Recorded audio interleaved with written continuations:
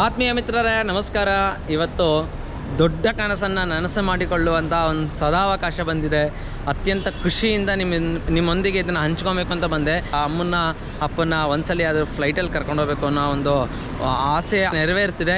ಚಿಕ್ಕ ವಯಸ್ಸಿಂದನೂ ಅಮ್ಮ ಕೇಳ್ತಾನೆ ಇದ್ರು. ಅಂದರೆ ನನಗೆ ಬುದ್ಧಿ ಬಂದಾಗಲಿಂದನೂ ಒಂದು ಸತಿ ಯಾರು ನಾನು ಏರ್ಪೋರ್ಟ್ ನೋಡಬೇಕು, ಅಟ್ಲೀಸ್ಟ್ ಈಚ್ ಕಡೆಯಿಂದ ದೂರದಿಂದ ಆದರೂ ತೋರಿಸ್ರೋ ಸಾಕು ಅಂತ ಅಮ್ಮ ಕೇಳ್ತಿದ್ದು ನೋಡಿ ಹೊಟ್ಟೆಲಿ ಸಂಕಟ ಆಗೋದು, ಕರ್ಕೊಂಡೋಗ್ಬೇಕಲ್ಲ ಅಂತ.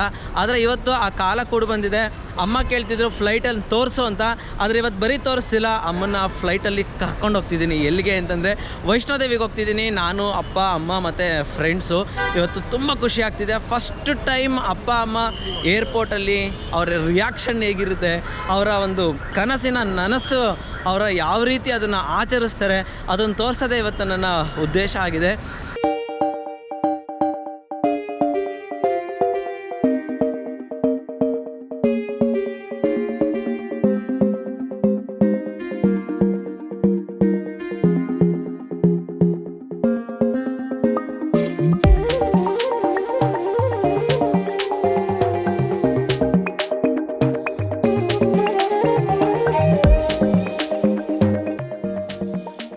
ನಮಗಿನ್ನೂ ತುಂಬ ಟೈಮ್ ಇದೆ, ಬಾ ಕರ್ಕೊಂಡು ಹೋಗ್ತೀನಿ.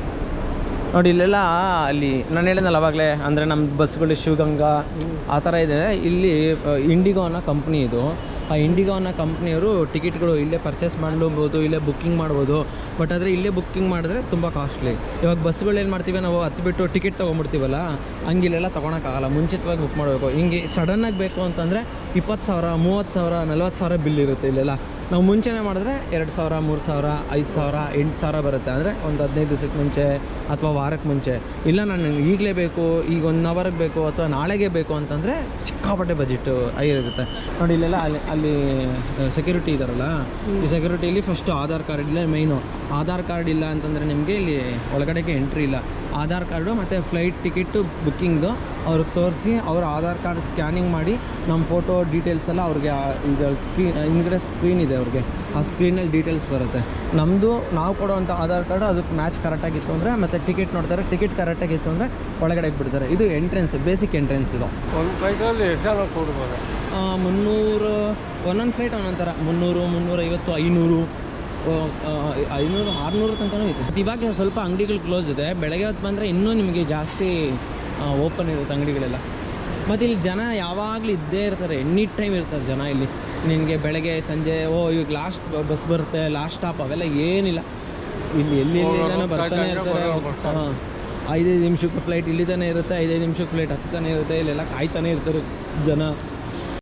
ನೋಡಿ ಈಗ ಅಮ್ಮನ ಕರ್ಕೊಂಡು ಒಳಗಡೆ ಎಂಟ್ರಿಗೆ ಹೋಗ್ತಾ ಇದ್ದೀನಿ. ಅಪ್ಪನ ಬೆವರ ಹನಿ, ಅಮ್ಮನ ಪ್ರೀತಿಯ ಗನಿ, ಬೆಳೆಸಿತು ನನ್ನ ನೀ ದಿನ. ಅಮ್ಮನ ಹಾಡನ್ನು ಕೇಳಿ ಅಪ್ಪನ ತೋಳುಗಲೇರಿ, ಬೆಳೆಯಿತು ನನ್ನ ಜೀವನ. ಫಸ್ಟ್ ಎಂಟ್ರಿ ಅಂತೂ ಕೊಟ್ರಿ, ಏನೋ ವಿಘ್ನ ಇಲ್ದಂಗೆ. ನೋಡಿ ಇದೆ ಬೋರ್ಡಿಂಗ್ ಪಾಸ್ ಅಂದರೆ ಟಿಕೆಟ್. ಇವಾಗ ನಾವು ಬಸ್ ಟಿಕೆಟ್ ತೊಗೊತೀವಲ್ಲ ಅದೇ ಥರನೇ ಟಿಕೆಟ್. ಈ ಟಿಕೆಟಲ್ಲಿ ನೋಡಿ ನಮ್ಮ seat number 27F 27D 27E ನಮಗೆ ಸೀಟ್ ಇರೋದು. ಮತ್ತು ಇಲ್ಲಿ ಬಂದು ಟೈಮಿಂಗ್ಸ್, ಬೋರ್ಡಿಂಗ್ ಟೈಮಿಂಗ್ಸ್ ಅಂದರೆ ಫ್ಲೈಟ್ ಹೊರಡೋದು 6 ಗಂಟೆಗೆ ಹೊರಡುತ್ತೆ. ಆದರೆ ಅರ್ಧ ಗಂಟೆ ಮುಂಚೆನೇ ಗೇಟ್ ಓಪನ್ ಆಗುತ್ತೆ, ಒಳಗಡೆ ಕೂರೋದಕ್ಕೆ ಅದೆಲ್ಲ ಬೇಕಲ್ಲ. ಹಾಗಾಗಿ 5:30 ಬೋರ್ಡಿಂಗ್ ಟೈಮು. 5:30 6 ಗಂಟೆ ಒಳಗಡೆ ಪ್ರೊಸೆಸ್ ನಡೆಯುತ್ತೆ. ಅಂದರೆ 5 ಗಂಟೆ 59 ನಿಮಿಷ ಆದಮೇಲೆ ಬಂದರೆ ಬಿಡೋಲ್ಲ, ಮುಗೀತು, ಕ್ಲೋಸ್ ಅಂತ. ಈಗ ಟೈಮ್ ಇದೆ ತುಂಬ ಅಲ್ಲ, ಹೇಳಿದ್ದು ನಿಮ್ಗೆ ತೋರಿಸ್ತಿರೋದು ಫಸ್ಟ್ ಟೈಮ್ ಬರ್ತಿರೋದ್ರಿಂದ. ನೋಡಿ ಇಲ್ಲಿ ಇದೆ, ಬೆಳಗ್ಗೆ 6 ಗಂಟೆಗೆ ಫ್ಲೈಟ್ ಇರೋದು, 8:45ಗೆ ಡೆಲ್ಲಿ ಹೋಗ್ತಾರೆ, ಗೊತ್ತಾ. ಇದು ನಮ್ಮ PNR ನಂಬರ್, ಅಂದರೆ ಟ್ರೈನ್ಗೆಲ್ಲ PNR ನಂಬರ್ ಬರುತ್ತಲ್ಲ, ಆ ಥರ PNR ನಂಬರು. ಇಲ್ಲಿ ಹೆಸರು ಬರುತ್ತೆ, ಇಲ್ಲಿ ಡೇಟ್ ಬರುತ್ತೆ, ಮತ್ತು ಇದು ಫ್ಲೈಟು ಹೆಸರು 5G529. ಈ ಹೆಸರು ಇದೆಯಲ್ಲ, ಅಲ್ಲಿ ಸ್ಕ್ರೀನ್ ಬೋರ್ಡಲ್ಲಿ ಅನೌನ್ಸ್ಮೆಂಟ್ ಆಗ್ತಿರುತ್ತೆ ಎಷ್ಟನೇ ಗೇಟಲ್ಲಿ ಬರುತ್ತೆ ಅಂತ. ಅದು ಗೇಟು ಇಲ್ಲೇ ಮೆನ್ಷನ್ ಇದೆ ನೋಡಿ, 21ನೇ ಗೇಟಲ್ಲಿ ನಂಬರ್ ಬರುತ್ತೆ. ಈಗ 21ನೇ ಗೇಟ್ಗೆ ಹೋಗಬೇಕು ಅಂದರೆ 3 ಸೇಮ್. ಇದು ನಾವು ಜೋಪಾನವಾಗಿ ಇಟ್ಕೊಂಡಿರ್ಬೇಕು. ಇಲ್ಲಿ ತನಕ ನಾವು ಡೆಲ್ಲಿ ಏರ್ಪೋರ್ಟ್ನ ಈಚ್ ಕಡೆ ಹೋಗೋ ತನಕ ಇದು ಜೋಪಾನವಾಗಿ ಇಟ್ಕೊಂಡಿರ್ಬೇಕು. ಇಲ್ಲಿ ಇದು ಬಂದ್ರಲ್ಲ, ಇದು ಫಸ್ಟು ಎಂಟ್ರಿ. ಇದು ಇಲ್ಲೇನು ಮಾಡಬೇಕು ಅಂದರೆ ಅಲ್ಲಿ ಕಾಣಿಸ್ತಿದೆಯಲ್ಲ ಅಲ್ಲೆಲ್ಲ ಬ್ಯಾಗ್ಗಳನ್ನ ತಂದಿರೋ ಬ್ಯಾಗ್ಗಳನ್ನ ಇಲ್ಲಿ ಕೊಡಬೇಕು. ಅಂದರೆ ಇಲ್ಲಿ ನಾನು ಆವಾಗಲೇ ಹೇಳ್ದಂಗೆ ಸುಮಾರು ಬಸ್ಗಳ ಕಂಪ್ನಿ ಇದ್ದಂಗೆ ಸುಮಾರು ಕಂಪ್ನಿಗಳ ಫ್ಲೈಟ್ಗಳು ಇದೆ ಇಲ್ಲಿ. ಬಟ್ ಪರ್ಟಿಕ್ಯುಲರಾಗಿ ನಮ್ಮದು ಯಾವ ಫ್ಲೈಟ್ ಇದೆಯೋ ಅದೇ ಫ್ಲೈಟ್ ಕೌಂಟ್ರಿಗೆ ಹೋಗ್ಬಿಟ್ಟು ಈ ಬ್ಯಾಗ್ನೆಲ್ಲ ಅವ್ರಿಗೆ ಸಬ್ಮಿಟ್ ಮಾಡಿ ನಾವು ಬರೀ ಲಗೇಜ್ ಬ್ಯಾಗು ಮತ್ತು ಈ ಬ್ಯಾಗಲ್ಲಿ ಯಾವುದೇ ರೀತಿ ಪವರ್ ಬ್ಯಾಂಕು ಅಥವಾ ಮೊಬೈಲ್ ಚಾರ್ಜರು, ಪಿನ್ನು ಮತ್ತು ಮೆಟಲ್ಸು ಮತ್ತು ಇನ್ನೊಂದು ಅಂದರೆ ಎಲೆಕ್ಟ್ರಾನಿಕ್ಕು, ಲ್ಯಾಪ್ಟಾಪು, ಫೋನ್ಸು ಇದನ್ನೆಲ್ಲ ಇಲ್ಲಿ ಕೊಡೋಂಗಿಲ್ಲ. ಓನ್ಲಿ ಬಟ್ಟೆ ಕೊಡಬೇಕು ಮತ್ತು ಎಲೆಕ್ಟ್ರಾನಿಕ್ ಐಟಮ್ಸ್ ಬಿಟ್ಟು ಮಿಕ್ಕಿದ್ದು ಮಾತ್ರ ಇಲ್ಲಿ ಕೊಡಬೇಕು. ಅದೇನು ಚಾರ್ಜರ್ ಅದನ್ನೆಲ್ಲ ನಾನು ಇಲ್ಲಿ ಇಟ್ಕೊಂಡಿದ್ದೀನಿ.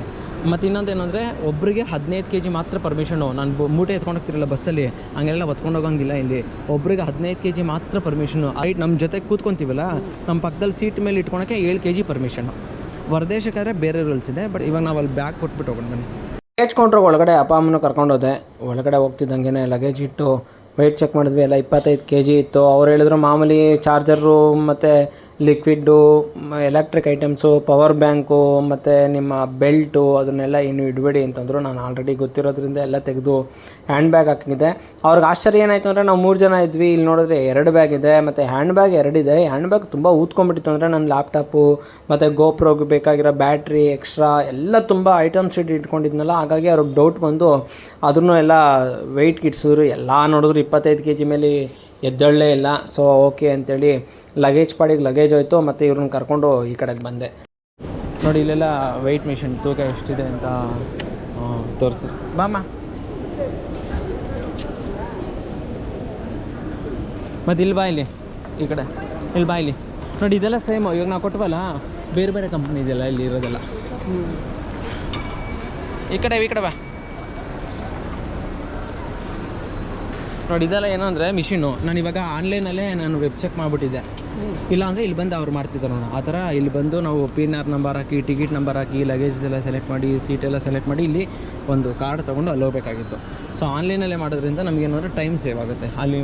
ಮತ್ತು ಅವಲ್ಲೇ ನಿಂಗೊಂದು DG ಯಾತ್ರಾ ಅಂತ ತೋರಿಸಿದ್ನಲ್ಲ, ಆಸ್ದಿದ್ರು ಸಾಕು, ಅಲ್ಲಿ ಕ್ಯೂ ನಿಲ್ಲಷ್ಟು ಇಲ್ಲ, ಡೈರೆಕ್ಟ್ ಎಂಟ್ರಿ ಆಗುತ್ತೆ. ಇದೆಲ್ಲ ಮಿಷಿನ್ ಅದೇ.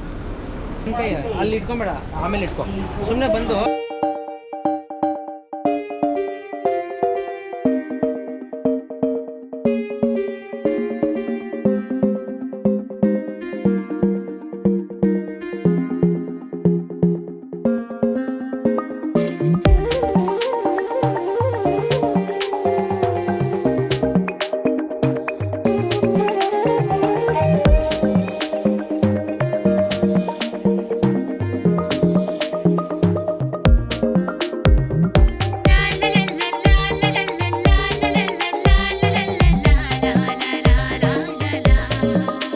ನೋಡಪ್ಪ, ಸುಬ್ರಾವ್ ರಮಾಮಣಿಯವರು ಏರ್ಪೋರ್ಟಲ್ಲಿ ಚೆಕಿಂಗ್ ಎಲ್ಲ ಮುಗಿಸ್ಕೊಂಡು ಒಳಗಡೆ ಬಂದು ಕೂತಿದ್ದಾರೆ.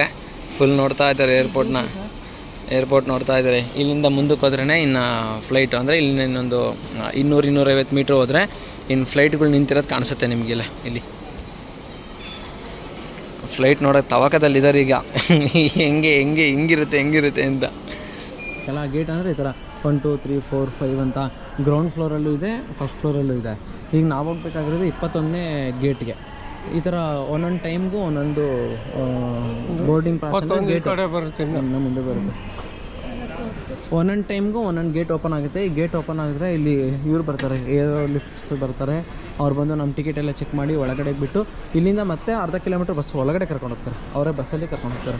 ಮತ್ತು ಇಲ್ಲೆಲ್ಲ ಕೂತ್ಕೊಂಡು ನೋಡಲ್ಲಿ ಚಾರ್ಜರ್ ಇದೆ, ಚಾರ್ಜಿಂಗ್ ಹಾಕೊಳೋದು ಅಥವಾ ಲ್ಯಾಪ್ಟಾಪ್ ವರ್ಕ್ ಮಾಡ್ಕೊಳೋರಿಗೆ ಎಲ್ಲ ವ್ಯವಸ್ಥೆನೂ ಕೊಟ್ಟಿರ್ತಾರೆ. ಮತ್ತು ಇಲ್ಲಿ OnePlus ಅಂತ ಇಲ್ಲಿ ಕಾಣಿಸ್ತಿದೆಯಲ್ಲ ಬೋರ್ಡು, ಇಲ್ಲೆಲ್ಲ ಚಾರ್ಜಿಂಗ್ ಹಾಕೊಳೋದು ಇದೆಲ್ಲ. ಈಗ ಎಂಥ ಕೆಲಸ ಮಾಡ್ಬಿಟ್ಟೆ ಅಂದರೆ ಅಪ್ಪ ಅಮ್ಮನ ಒಳಗಡೆ ಕರ್ಕೊಂಬಂದು ಖುಷಿಯಲ್ಲಿ ಅವ್ರಿಗೆ ವೀಲ್ ಚೇರಿಗೆ ತೊಗೊಬೇಕಾಯ್ತು, ಮರ್ತೇ ಬಿಟ್ಟೆ. ಅಮ್ಮ ಆಗಲೇ ಕಾಲು ನೋವು ಅಂತಿದ್ದಾರೆ. ಈಗ ನೋಡಿದ್ರೆ ಇಲ್ಲಿ ವೀಲ್ ಚೇರ್ ಸಿಗೋಲ್ಲ, ಕೆಳಗಡೆನೇ ಬುಕ್ ಮಾಡಬೇಕು ಅಂತಿದ್ದಾರೆ. ಅದಕ್ಕೆ ಇಲ್ಲೊಬ್ರು ಲೇಡಿ ಹೇಳಿದ್ರು, ಯಾವ್ದಾದ್ರು ಈಗ ಪ್ರೆಸೆಂಟ್ ಬೋರ್ಡಿಂಗು ನಿಮ್ಮ ಫ್ಲೈಟ್ ಇರೋದಿದ್ರೆ ಅವ್ರ ಹತ್ರ ಹೋಗಿ ರಿಕ್ವೆಸ್ಟ್ ಮಾಡಿ ಅವ್ರೇನಾದರೂ ಹೆಲ್ಪ್ ಮಾಡ್ಬೋದು ಅಂತಿದ್ದಾರೆ. ನಾನು ಟ್ರೈ ಮಾಡ್ತಿದ್ದೀನಿ, ನೋಡೋಣ ಏನಾಗುತ್ತೆ. ಸಿಕ್ಕಲೇ ಇಲ್ಲ ಗುರು. ಕೊನೆಗೂ 21ನೇ ಗೇಟಲ್ಲಿ ಇಂಡಿಗೋ ಬೋರ್ಡಿಂಗ್ ನಡೀತಿದೆ. ಸ್ಪೇಸ್ ಜೆಟ್ ಇನ್ನೆಲ್ಲೂ ಇಲ್ಲ. 6 ಗಂಟೆಗೆ ಇರೋದೇ ಒಂದು ನಮ್ಮದೇ. ಏನು ಮಾಡೋದು ನೋಡೋಣ. ನನ್ನ ಜೊತೆಗೆ ಇನ್ನೂ 3 ಜನ ಬರೋರು ಇನ್ನೂ ಎಂಟ್ರಿನೇ ಆಗಿಲ್ಲ. ಅವ್ರಿಗೆ ರಿಕ್ವೆಸ್ಟ್ ಮಾಡಿ ಮೆಸೇಜ್ ಹಾಕಿದ್ದೀನಿ. ಅವ್ರೇನಾದರೂ ಎತ್ಕೊಂಬಂದರೆ ಭಾಳ ಉಪಯೋಗ ಆಗುತ್ತೆ, ಇಲ್ಲಾಂದರೆ ತುಂಬ ಕಷ್ಟ ಆಗುತ್ತೆ ಪಾಪ ಅಮ್ಮಂಗೆ. ನೋಡಿ ಇಲ್ಲಿದೆಯಲ್ಲ, ಇಲ್ಲಿ ಕೆಂಪು ಚೇರ್ಗಳು ಕಾಣಿಸ್ತಿದೆಯಲ್ಲ, ಆ ಎಲ್ಲಮ್ಮ ಇಲ್ಲಿ ಅಲ್ಲಿ ಕೆಂಪು ಚೇರ್ ಕಾಣಿಸ್ತಿದೆಯಲ್ಲ, ಆ ಕೆಂಪು ಚೇರ್ಗಳೆಲ್ಲ ನೋಡಿ ಅಲ್ಲಿ ಮಲಗಿದ್ದಾರೆ ನೋಡು. ಈಗ ನಮ್ಮ ಥರ ಬೇಗ ಬಂದುಬಿಟ್ಟಿರ್ತಾರೆ. ಕೆಲವೊಂದು ಸತಿ ನಾವು ಬೇಗ ಬಂದಿರ್ತೀವಿ, ಸಡನ್ನಾಗಿ ಫ್ಲೈಟು ಡಿಲೇ ಅಂದ್ಬಿಡ್ತಾರೆ. ಅಂದರೆ 1 ಅವರು 2 ಅವರು ಲೇಟು, ಪೈಲಟ್ ಇಲ್ಲ ಅಥವಾ ಏನೋ ಪ್ರಾಬ್ಲಮ್ ಆಗಿದೆ, ತುಂಬ ನಿಧಾನ ಅಂತಾರೆ. ಆವಾಗ ಹಿಂಗೆಲ್ಲ ಕೂತ್ಕೊಂಡು ಮಲ್ಕೊಂಡು ಟೈಮ್ ಪಾಸ್ ಮಾಡೋದಕ್ಕೆ ಅಂತಲೇ ಇರೋ ಜಾಗ. ಗೌತಮ್, ಈ ಹೆಸರು ಯಾಕೆ ಹೇಳ್ತಿದ್ದೀನಿ ಅಂತ ನಿಮಗೆ ಮುಂದೆ ಗೊತ್ತಾಗುತ್ತೆ. ನಾನು ಸ್ಟಾರ್ಬಕ್ಸ್ಗೆ ಅಪ್ಪ ಅಮ್ಮನ ಕರ್ಕೊಂಡೋಗಿದ್ದು ಫಸ್ಟ್ ಟೈಮು, ನಾನು ಕಾಲಿಟ್ಟಿದ್ದು ಕೂಡ ಫಸ್ಟ್ ಟೈಮು.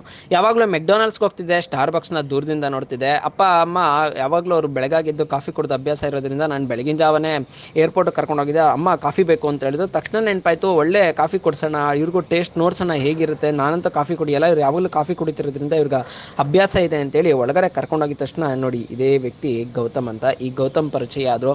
ಎಂಥ ಒಳ್ಳೆಯ ಮನಸ್ಥಿತಿಯ ಹುಡುಗ ಅಂತಂದರೆ ನನಗೆ ಆಶ್ಚರ್ಯ ಆಗುತ್ತೆ. ಈ ಹುಡುಗ ನಾನು ಬಂದಿದ್ದ ತಕ್ಷಣವೇ ಏನು ಅನ್ನಿಸ್ತಾ ಗೊತ್ತಿಲ್ಲ, ಅಪ್ಪ ಅಮ್ಮನ ಫಸ್ಟ್ ಟೈಮ್ ಕರ್ಕೊಂಬಂದಿದ್ದೀರಾ ಅಂದರು. ಹ್ಞೂ ಅಂತಂದೆ. ಏನೋ ಅಪ್ಪ ಇದ್ದಕ್ಕಿದ್ದಂಗೆ ಆ ವ್ಯಕ್ತಿ ಒಳ್ಳೆ ಡಿಸ್ಕೌಂಟನ್ನು ಕೊಟ್ಟರು.